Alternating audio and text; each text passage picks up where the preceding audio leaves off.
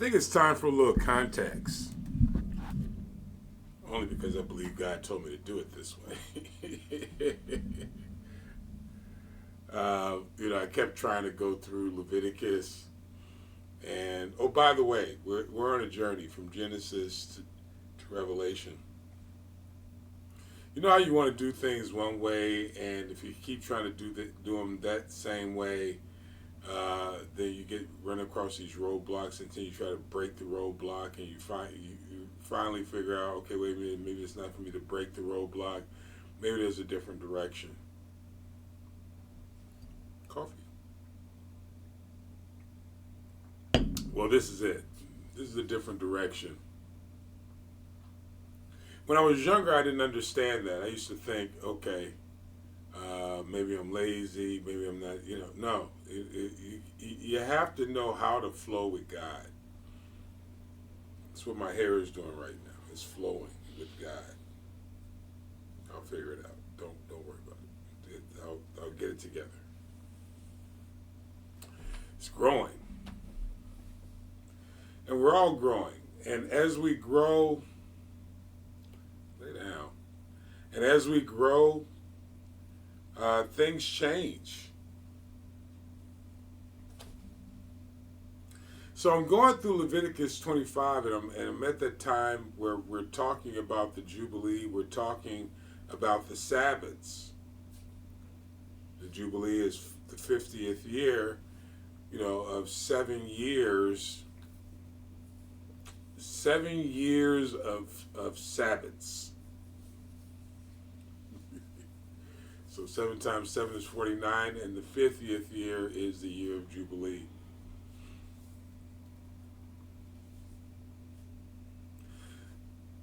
So I was thinking about this, and I said to myself, self,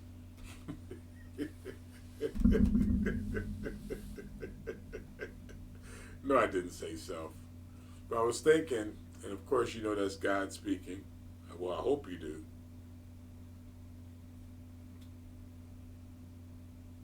As I'm thinking. And he said to me there needs to be some context. And so I want to share with you some context. And I didn't do a lot of study on this. And again, study to show yourself approved. This is kind of a computation or calculation or combination of all my time of studying with a little bit of research, but not much. And the reason why I think there needs to be some context is because I think this is kind of confusing for some people. Again, this is for my grandchildren and my brothers and sisters in Kenya, those who consider me apostle, a mentor, and if this is a blessing to you as well, which means you're not any of those. You're just someone just watching this or listening to this, then God bless you. Support the ministry if it's helpful. That would be nice. And just so you know, some of the money does go to Kenya and the support of this ministry to pay bills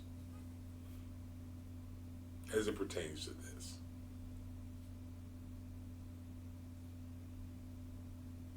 And the context is understanding the timeline and what this is all about. I'm not sure about the timeline, but it is said that during this time before we're going into Numbers, where there was a period of wandering, that this particular period that we're in between Exodus and Leviticus is about a year. It could be a little bit more, it could be a little bit less, it could be up to 2 years. We really don't know, and neither do all these smart people that I don't think they know either. After this many years of studying, I don't know for sure. But most people say, I think, about a year between leaving Egypt and wandering through Exodus and Leviticus. It's important for you to understand the timeline because the impatience of most people in getting somewhere gets them, and it makes them go back to Egypt. It makes them go back to their past successes. It makes them go back to the dead place. I think about Abram of Ur of Chaldees, who went to, I believe, not Horeb, but and I don't want to go back into Genesis, but he went back to his father's land. And shortly after that, Ur of Chaldees was no longer as prosperous. So this is not about going back to something. This is about going and changing something. We don't understand our power as change agents. It's another video I did, I think a couple years ago, talking about change agents. Maybe it was a year ago or something like that. We are change agents. When we come in, we're bringing change. We're not coming in to enjoy something. We're coming in and we're bringing change. And what we should be bringing is, again, the kingdom of God, because we're ushering in the kingdom of heaven. So we have something that we're working on. The reason why I want to point this out right now, during the time of Jubilee, is this is a time when, during Jubilee, and also during the Sabbaths, I want to explain that in a minute, where we restore to others what belonged to them. And of course there are guidelines to that, but most of it is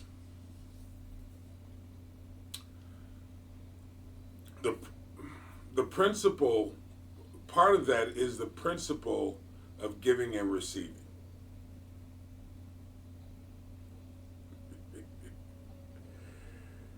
You know, listen, I know a lot of you are New Testament hawks, but the New Testament ideal, I even want to say idealism, came from the Old Testament principles.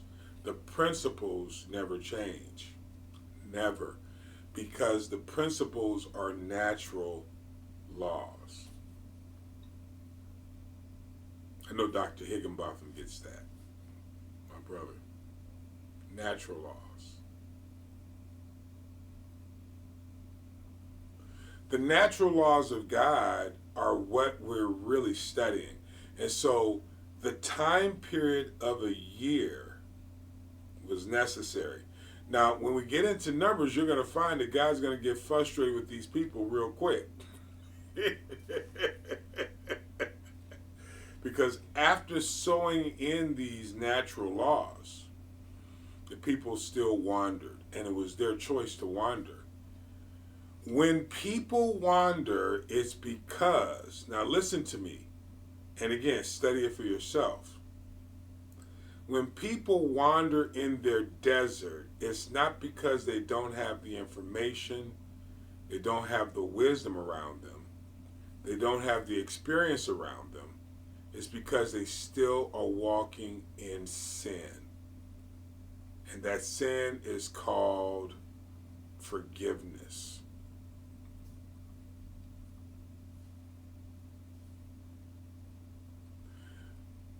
Well, forgiveness is good, right? Yeah, if you institute it. In other words, leave Egypt in Egypt.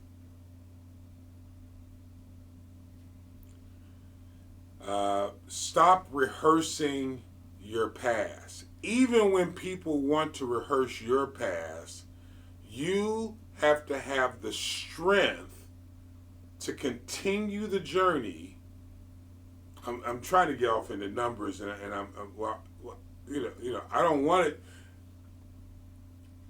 Continue your journey.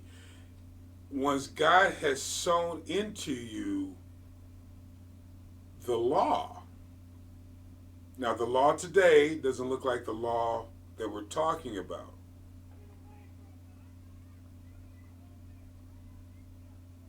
But this law that I'm talking about is once you have Once God has revealed to you that it's time to take the journey, take the journey.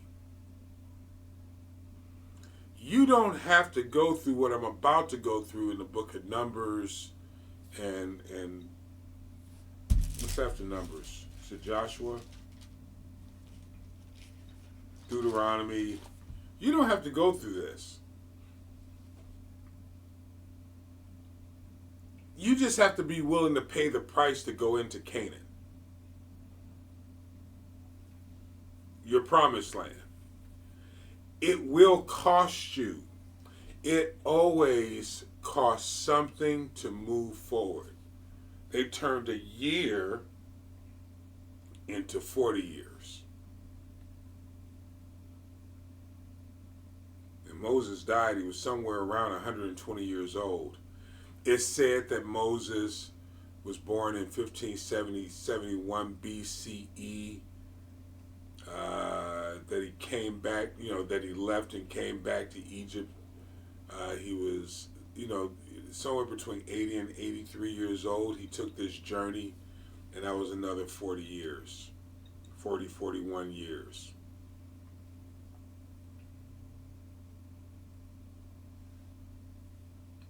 The time of Jubilee is for balancing and creating relationships.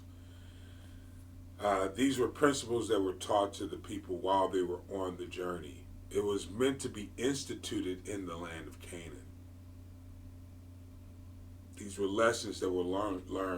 The reason why I'm sharing this with you is because in the span of 1 year explains 7.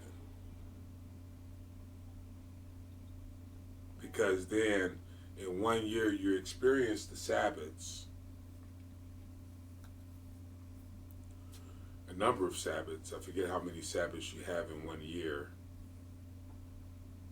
Well, think of it like this. If you have, how many weeks? 52 weeks? You might have 50 Sabbaths.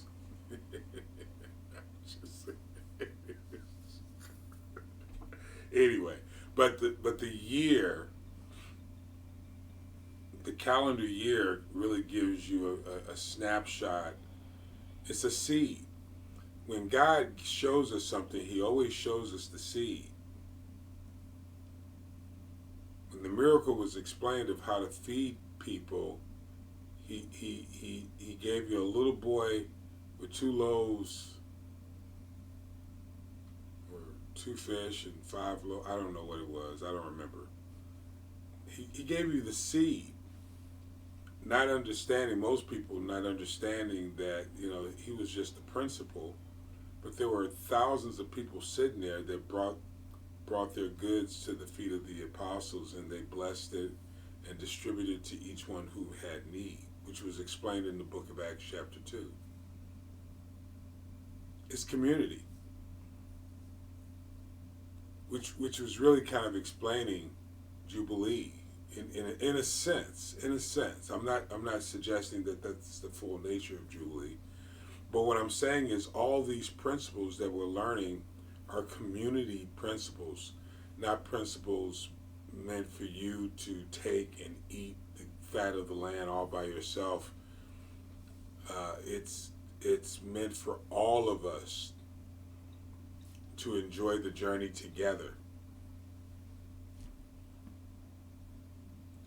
Leviticus 25 explains what that looks like before they begin to start to wander, which was the frustrating part. And I'm going to say it again, for God, it's like I just showed you everything. I took you from a land where people were abusing you, who forgot your history and you forgot your own history. I delivered you to there. As the sons of Jacob, I brought you into the land. And I established you as sons of Israel, made you the governing factor in the land of Egypt, which was a very, very prosperous land. Partially because of the obedience of one of the tribe members, his name was Joseph, who had 2 sons.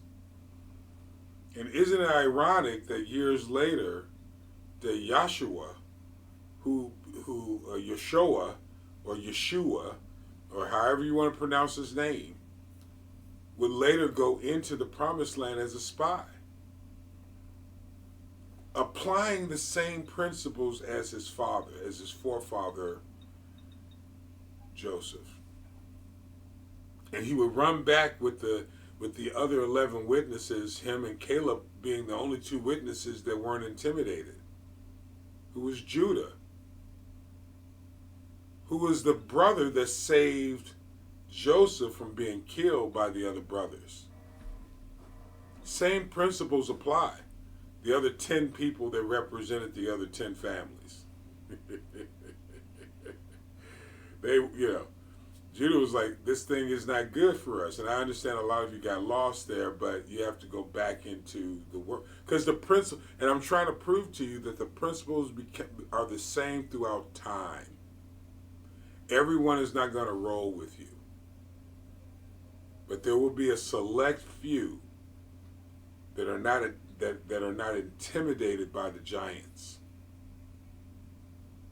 The time of Jubilee means you need to find those people who will roll with you. And they're not intimidated. I'm blessed enough to have a few of those people in my life. How about you? We'll get back on track tomorrow.